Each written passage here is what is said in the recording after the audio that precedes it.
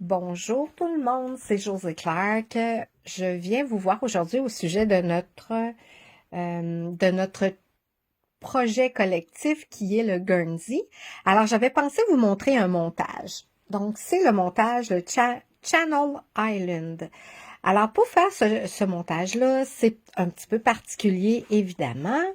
Euh, on a besoin de 3 brins. Alors, dans ce cas-ci, moi, j'ai décidé d'utiliser 2 balles que j'ai roulées. Elle, ici, je vais prendre un seul brin que je vais utiliser. Et dans celle-ci, je vais prendre le brin de l'intérieur et le brin de l'extérieur ensemble. Donc, pour faire ça, mes 2 brins ici, je viens faire mon nœud coulant que je vais mettre sur mon aiguille. Et là, je me demande si je le mettais comme ça. Je crois que ça va aller mieux. Donc, le nœud coulant, le petit fil, il faudrait qu'il soit derrière. Alors, on prend le 3e fil, en fait. On va venir le placer avec les 2 autres ici.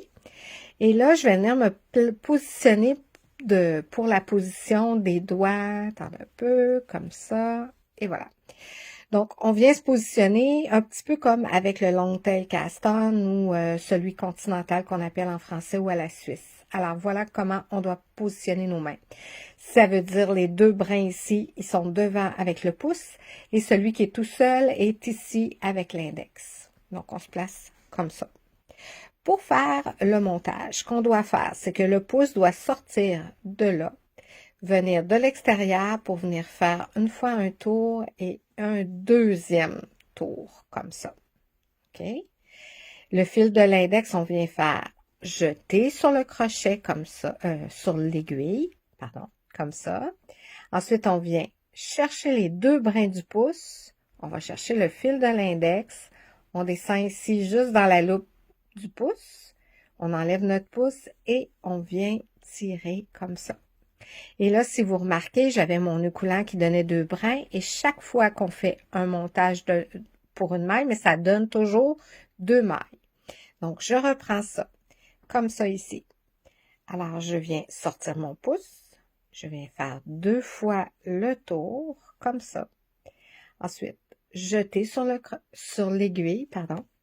On vient ici chercher les 2 loupes du pouce. On va chercher le brin de l'index. On descend ici dans la loupe du pouce. On enlève le pouce et on vient tirer le fil du pouce. Donc, si vous voyez, ça commence à apparaître. On voit que ça nous donne des petits nœuds. Parce qu'on sait que les pêcheurs, le Guernsey, ça a vraiment toujours rapport aux pêcheurs. Donc, les petits nœuds, des nœuds sur un bateau, on en a. Alors, on recommence une autre fois. Donc, j'ai ma position, j'enlève mon pouce. Je viens faire 2 fois le tour, jeter. On revient ici, chercher les 2 brins, le fil de l'index, on descend dans la loupe du pouce et on enlève le pouce et on vient tirer. Comme ça. Je reprends comme ça 2 fois, jeter, on le tient, on vient chercher les 2 brins du pouce, le fil de l'index et on sort ici dans la loupe du pouce. On enlève le pouce et on peut venir tirer uniquement le brin d'en avant, comme ceci. Donc, comme ça, une fois, 2 fois, jeter sur l'aiguille, tiens, on vient chercher ici les 2 brins, le brin de l'index, on descend ici dans les loupes du pouce, on enlève le pouce et on tire. Alors voilà ce que ça nous donne, vous voyez les petits nœuds comme ça, on le voit des 2 côtés comme ça.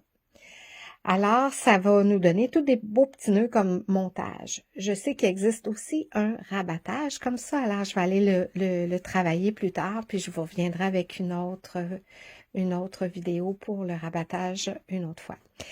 En général, lorsqu'on fait ce montage-là, souvent ça va être des mailles qui vont être les premiers rangs, ça va être des côtes 1-1. Dans ce cas-ci, moi, ça va être du point mousse. Alors, ça arrive aussi le point mousse parce que c'est populaire dans la méthode. Mais lorsqu'on fait les côtes 1-1, lorsqu'on voit la maille ici qui a le nœud, ça se trouve à être la maille qui va être tricotée à l'endroit. Et celle qui a la jetée comme ça, si on la voit, ça va être la maille envers. Donc, c'est toujours endroit, envers, comme ça. Donc, la maille avec le nœud, c'est la maille endroit et la jetée, c'est à l'envers. Dans le cas de notre nombre de mailles, puisque lorsqu'on monte les mailles, c'est toujours en paire de 2, ce qui fait que dépendamment de notre projet, si on a besoin d'un nombre impair, à ce moment-là, peut-être que les 2 premières qui étaient le nœud coulant, on pourrait les faire ensemble et ensuite, on ferait les mailles comme elles doivent être. Sinon, on va les utiliser chacune séparément. Elles vont compter pour 2 si notre nombre de mailles pour le projet qu'on fait est pair.